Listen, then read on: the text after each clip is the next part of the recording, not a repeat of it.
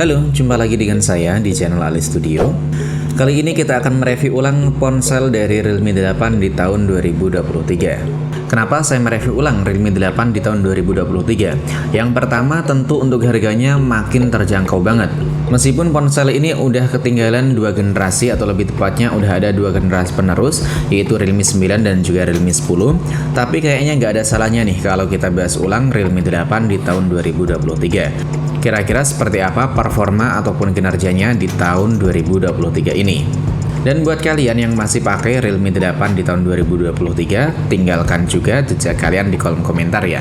Yang pertama kita bahas dari harga Realme 8. Ponsel ini tentunya makin worth it banget di tahun 2023. Apalagi kalau kalian belinya harga bekas ya. Ponsel ini bisa kalian dapetin dengan harga mulai 2 juta rupiah saja.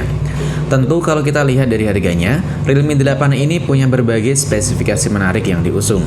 Misalnya dari layar yang dipakai. Ponsel ini udah pakai panel Super AMOLED dengan ukuran seluas 6,4 inch.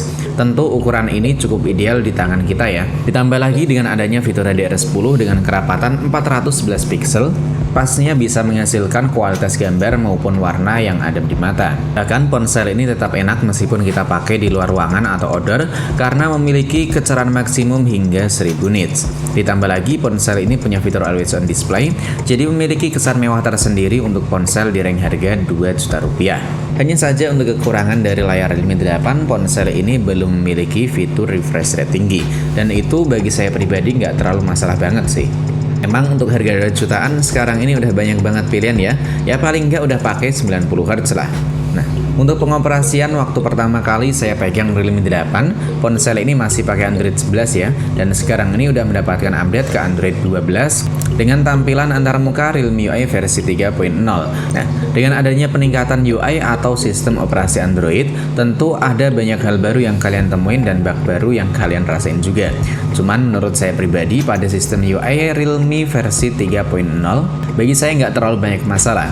Cuman yang cukup ngeselin ketika kita selesai menginstal akan langsung muncul beberapa rekomendasi aplikasi atau iklan aplikasi, dan itu menurut saya sedikit mengganggu banget buat saya. Selain itu yang saya rasa untuk kualitas foto ataupun perekaman videonya sedikit menurun setelah kita update ke Android versi 12 ya. Nah, ngomongin perekaman video ataupun fotografi, untuk kameranya sendiri Realme 8 sebenarnya masih tetap oke sih karena memiliki 4 kamera di bagian belakang, dan untuk kualitasnya juga masih tetap bisa kita andelin karena masih terlihat cukup bagus. Apalagi untuk perekaman videonya yang udah support hingga 4K 30fps, ditambah lagi dengan adanya dukungan Giru AIS untuk kamera depan maupun kamera belakang.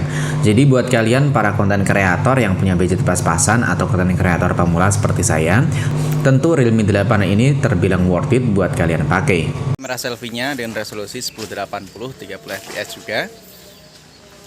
Untuk warna dan juga kualitas gambarnya sih dilihat langsung kelihatan bagus ya. Cuman untuk hasilnya kalian bisa nilai sendiri seperti apa nanti. Ini resolusi 1080 30fps tanpa menggunakan fitur penyetabil ya. Ini kita pegang langsung pakai tangan.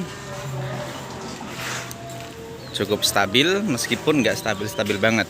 Tapi ya lumayan untuk ponsel dengan range harga 2 juta rupiah. Tes fokusnya.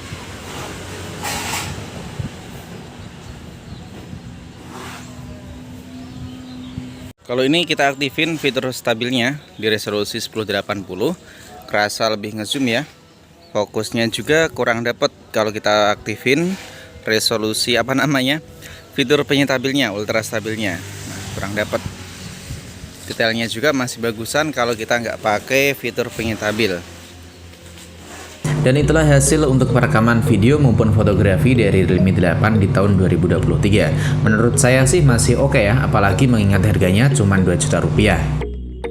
Selanjutnya di segmen performa, memang ponsel ini tidak menggunakan chipset terbaik untuk sekarang ini di range harga 2 jutaan rupiah. Karena dengan harga 2 juta rupiah, sekarang udah banyak banget yang pakai chipset dari MediaTek Helio G96 ataupun MediaTek Helio G99. Tapi performa dari MediaTek Helio G95 untuk sekarang ini masih terbilang worth it. Apalagi kalau kita pakainya cuma buat main game Mobile Legends ya. Ponsel ini bisa berjalan dengan mulus banget dan bisa mendapatkan setting grafik yang udah terbilang mumpuni untuk ponsel di range harga 2 juta rupiah. Apalagi chipset tersebut punya varian RAM sebesar 8GB per 128GB. Bagi saya memori ini udah terbilang luas dan tentu bisa bertahan hingga beberapa tahun ke depan.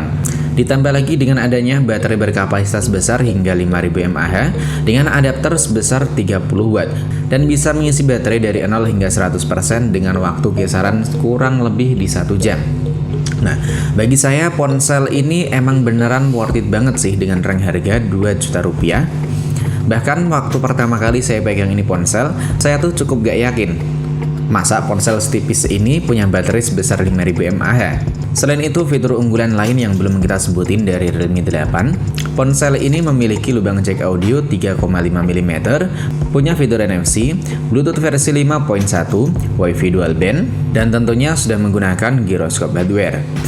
Cuman kekurangan dari Realme 8 kalau kita bandingin dari ponsel-ponsel lain di range harga 2 jutaan atau lebih tepatnya ponsel terbaru. HP ini masih menggunakan mono speaker dan belum memiliki opsi refresh rate tinggi. Jadi untuk kesimpulan Realme 8 di tahun 2023, setelah kita lihat untuk berbagai spesifikasi yang dipakai dan juga kekurangan yang dimiliki, bagi saya Realme 8 ini terlalu worth it buat kita beli di tahun 2023. Dari segala aspek Realme 8 masih terbilang sangat mumpuni banget. Buat kalian sendiri yang masih pakai Realme 8, kira-kira gimana nih pendapatnya? Coba tulis pengalaman kalian di kolom komentar. Sampai di sini dulu video dari saya, sampai jumpa lagi di video selanjutnya.